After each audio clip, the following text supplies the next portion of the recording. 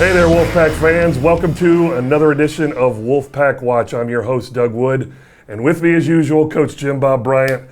We are here after a victorious Friday night where the Wolfpack won over rival South Paulding here at the Den, 43-32. We will recap that game and look forward to our next game, which needs no explanation, but we'll get to that in just a minute. Coach, give us your general recap of Friday night on how you feel we performed, the outcome, just general thoughts. Well, there's always positive and negative takeaways from every game, so we're going to try to, continue to build on the positives and, fix the negatives. A couple of things happened on offense and defense the other night that were, that were self-inflicted that we can fix on our end here at practice and with film sessions. So that's what our plan is going forward. I thought offensively, we controlled the ball. We only turned it over once. So we really only turned the ball over once, and we have only turned the ball over once in the last two games. And we've rushed for 188 yards Friday night, which again, the first two games, we've run for more yards in each game than we did in any game last year. Which is a testament to our offensive line and our receivers doing a great job blocking downfield, and then the three backs that we've got running, along with Kyle running the ball as well. We've got receivers making plays, on offense in the secondary when they start loading the box, and Kyle does a good job of distributing the ball, and our offensive line did a great job of protecting the other night. Defensively, we had flashes the other night where we played really, really well, and then when you lose one or two starters to injury, and our mentality is next man up. Next guy's got to step up and play. So we're going to be looking at who we've got to replace a couple of guys on defense this year that's been injured, and we'll work on that moving forward before we play next Friday night. Talk about the first half a little bit. It was somewhat of a slog back and forth. We went up 7-0. Then they tied at 7-7, and we scored with 7 seconds left in the first half to take the 14-0 lead. And then it exploded offensively and or lack of defense in the second half. Talk about the mentality. Did you think that was going to translate into the same type of second half, or did you see a more wide open second half did you anticipate what happened in the second half happening? No, we didn't. I mean, offensively, our game plan was to go in and run the ball successfully. We thought we could run the ball at their front. They were talented on the defensive line, but we thought we could get our linemen on their linebackers. Then they were matching up man in the secondary. So we thought we could beat a couple of those guys over the top. But our game plan offensively was to move the chains, run the football, and keep their offense on the field, which their offense we thought was a really good offense, and we had the right mindset of doing what we could to keep them sidelined. I mean, they can't score if they're on the sideline, so that's part of the team mentality of we've got to try to help our defense and help our special teams on offense by running the ball successfully, shortening the game, and keeping their offense on the sideline. They had some playmakers on offense, really good running back. Their offensive line was really big, so we wanted to do what we could to minimize their effectiveness. And then when we scored a couple of quick touchdowns in the second half, that gave the ball right back to them, and they scored a couple of quick touchdowns. And when we went up 24, we went for two after they jumped off sides. I knew that'd be a 3-score game with 3 2-point conversions for them to tie the game. That's why we went for two down at the start of the fourth quarter. But I mean, I really thought at that time, all right, we're from here forward, we get the ball, we're just going to run the ball, we're going to shorten the game, try to get out of here with a win, because they have so many weapons on offense that we wanted to do what we could to minimize their effectiveness late in the game, because they had a lot of big play capability, and we want to try to minimize that in the fourth quarter. Talk somewhat about the offensive leaders of this game. You mentioned you had 188 yards rushing, and I believe you had around 230 yards passing. Very balanced offense. One of the big plays in the game was, I believe, a 59-yard run by Kyle Bird on a quarterback scramble. That certainly set a tone in the second half and put you guys up a bit. You had your running back Xavier Crockett run for 74 yards. You had several other runners that carried the ball, and then you had several wide receivers. Kellen caught 5 for around 70, and I think Tanner had 2 catches for 50 yards, a big one to move the chains down the field and flip the field on that one. Talk about some of the offensive performance from Friday night. Well, it always starts up front. Our offensive line, again, all 5 starters graded out over 84% this week. Carson Carpenter graded out at 91%, so he was our offensive lineman of the week. Did a great job. To the play side on runs, away from play side, they were bringing pressure off the edge, and he did a great job of stepping inside, hinging back, and keeping those guys off the quarterback. Did a great job all night in pass protection. All 5 linemen. We got 2 linemen that play a lot both ways. We try to sub those guys in and out when we can, but Brian Niangi and Cal Bentley, are starting on the defensive line and starting on the offensive line. So we can't hide them on the defensive line, but we try to rest them every now and then on offense. And then Andrew Smith at right guard and DJ Jacobs at center. Those guys did a great job. And then Noah Crabb and Brendan Bechtel came in and did some spot play for Cal and Niangi. Xavier Crockett, we've got 3 really good running backs right now that are able to play. All 3 of them do something a little bit different. Crockett, transferred in from California. He's a big bruiser. 6.5 foot, 210 pounds. Runs great north and south. Preston Rogers is always going to do the right thing. He's a shifty runner. He's going to get us those 3 or 4 yards, and he's a good perimeter runner and can catch the ball on the perimeter. And Q is a game breaker. He's a wild card. When he runs the ball, he swings the ball like this. I'm trying to get him out of that right now. But he can break a couple of tackles and make a big play. Those are our 3 runners, and then with Kyle, really smart quarterback. The quarterback touchdown, the run that he had, we're actually blocking quarterback draw on our quick game, and he saw the outside linebackers, the outside stacks, walk up outside like they were coming, so he knew the middle of the field was open. So he didn't even look at his receivers. He just showed pass and then followed Preston and ran down the sideline, and nobody was there. And Riker Brown was on the edge, made a block to seal that at about the 15-yard line, made a great block. And then Jared Ray, we getting bottled up on jet sweep, and we could tell they were getting tired. So we went out after a turnover, and I said, all right, we're running jet sweep, and you're going to score on this play. And he looked at me like, I'm going to score. I said, yeah, you're going to score on this play. If we block the edge, you're going to score on this play. So I'm down taking a knee, and I'm going, all right, this is his play, this is his play, this is his play. All my coaches like on the heads up, what are you talking about? I said, if we got the edge, he's housing it. And he went 75 yards. First play, he dropped that head, we sealed the edge, the line did a great job and broke down the sideline. And then Tanner Bentley, made a great play twice during the game. What I like to have is my players come up to me and say, Coach, run the ball to my side. I got these guys. Coach, we can run this route to my side. I can beat him. Coach, we can run this route.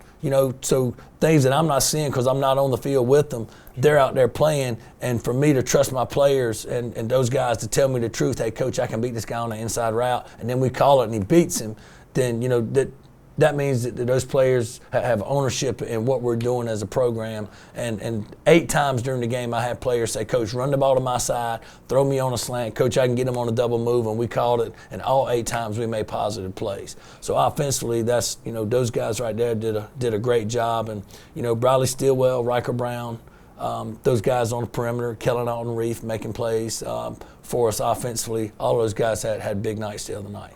One of the things that I like to watch with receiver play, and this is just something for me personally, but I love to see how receivers block, especially on run plays. And I was watching a little bit of that the other night, and your receivers do an excellent job of sealing off those defensive backs and even a linebacker if they have to come in and chip one. And that's a testament to the coaching staff and the players' willingness to do that kind of stuff. So top notch there. Talk about the defensive side. I know we gave up 32 points, and I'm not going to ever disguise the fact that you'll come in here and say 32 points is acceptable. But we still had some playmakers on that side. I was up in the booth, and I think I called Jacob Anis's name almost repeatedly that night. I know he had several tackles, and he was in the backfield quite a bit. So was Tyshawn Morgan Ford. Matthew Hoffman had a big interception to get us on the board with the 7-point lead. And Latrell Juiceum had several pass defenses, played well in the secondary. Talk about the defense a little bit. We had some spots the other night where we got beat over top, and that's something we're going to work on now. But we tell our defense, as a team, offensively and defensively, we've got to work together. Our defensive staff, puts in, countless hours of getting a game plan together with the personnel that we have. We had to make some adjustments the other night when we had guys go out of the game injured. And now we've got to make some more adjustments moving forward. That's not acceptable. 32 points is not acceptable to the North Paulding team. It's not acceptable to our defense, and it's definitely not acceptable to our players and our coaches on the defensive side of the ball. So, that's something that we're going to work on moving forward. But, Juiceum, is a great shutdown corner. He had a couple of pass interference penalties the other night. A few of them were phantom pass interference penalties, tagged in with the 15 penalties that we had to the other team's 7. But, that's something we've got to overcome. I always tell our players we need to put ourselves in the best position that referees cannot decide the outcome of the game. No matter what they call. Referees are human too, just like our players. We're going to make mistakes as coaches. The players are going to make mistakes, and obviously the referees are going to make mistakes as well. So it's a human factor in all of it. So we can't let certain plays like that take the wind out of our sails defensively. But, we've got a lot to work on. We had some bright spots the other night. Our defensive line played really good. We limited their run capabilities, which made them go solely to pass. And that's something we're going to work on is getting better in the secondary, covering the pass. I thought our linebackers played really well. Hoffman, he's always around the ball. He came to the sideline. I'm on a knee after his touchdown, and we get the ball back on offense, and I'm just leaning down. And I look at him. I said, "Man," I said, "don't you love this crap?" He said, "Coach, I love football." I said, "I do too, man. I love playing this game. I love watching you guys play." And you're one of my favorite players to watch play because you always do a big play because he's a smart football player. He's always around the ball. Morgan Ford, is great, athletic. Has come a long way since last year. Where we spot played him some an outside linebacker.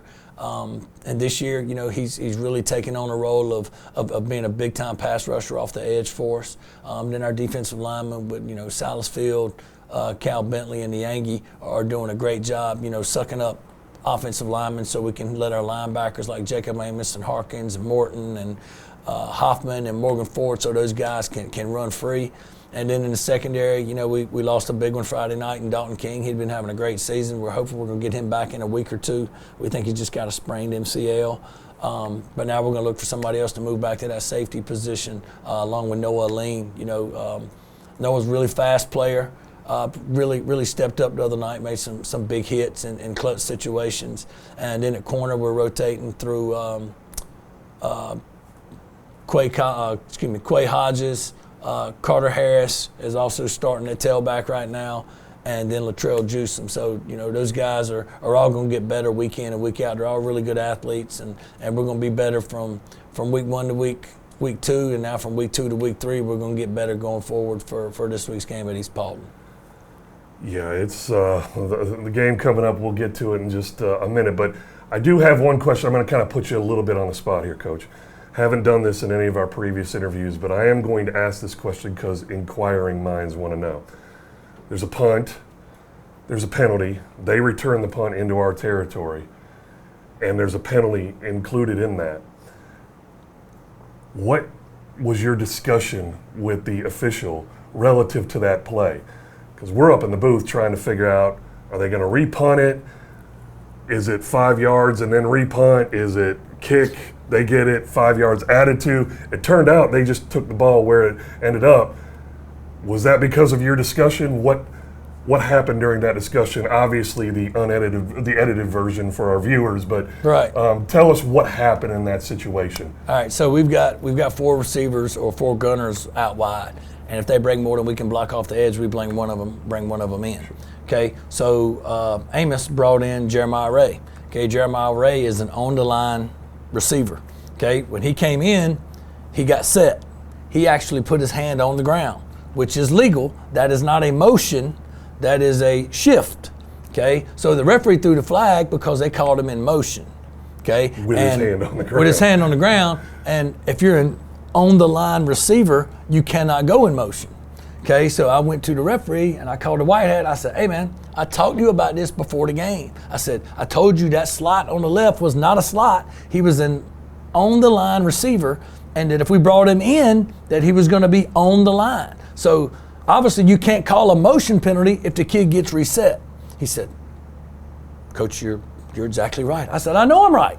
That's why I'm saying, why did you throw the flag? He said, well, it wasn't me, it was the other guy. And I said, well, okay, so let's replay it down. Right. He said, no, Coach. He said, you know, if we wiped the penalty away, they still had to return punt down to here. Right. So the penalty was against you. Right. And even if that penalty was not against you, they still made a great play, so they still get the ball right here. And I said, okay, understood. Right. I said, but you made a mistake on that play. He said, yes, we made a mistake. Okay. I said, okay, all right. So they basically picked up the flag. That's right. But I will tell you that from the press box, me and my cohort Rob Brookshire next to me, we never saw them, wave the flag as if we're picking it up.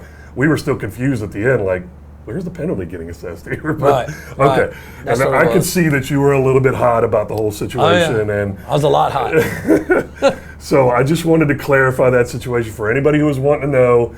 Yes, I did play the Jeopardy music during that entire thing, and I know the fans appreciated it. I got a little chuckle out of it, but we all wanted to know what took place during that conversation. Okay, we're moving on. We're 2-0. Yep. Region doesn't start for a few more weeks, and here we go into our infamous or famous, whichever way you want to look at it, hate week. It's East Paulding week over at what they call the Boneyard. So I'll give them their title of their I'd rather have it at the Den, but it's not. Tell us what you know about East. Tell us what we're up against this week. I know they just lost their opener of the season to Upson Lee, 28-27, so a close game. But tell us what we have to look forward to this coming Friday night over at East Paulding. Well, I mean, they're a talented team. They're a young team. They graduated a lot from last year's team. But they had a really good young group that was on their freshman and JV team last year, and a lot of juniors that were backups last year are now starters as seniors. So they're kind of in the same boat that we were in last year, where they had to replace about 8 starters on defense and about 6 or 7 guys on offense.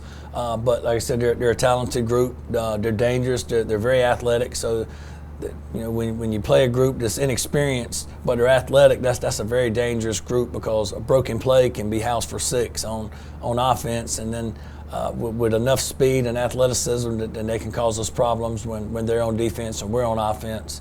They base out of a 3-4 on defense, and several personnel groupings on offense, from one tight end to 2 tight end.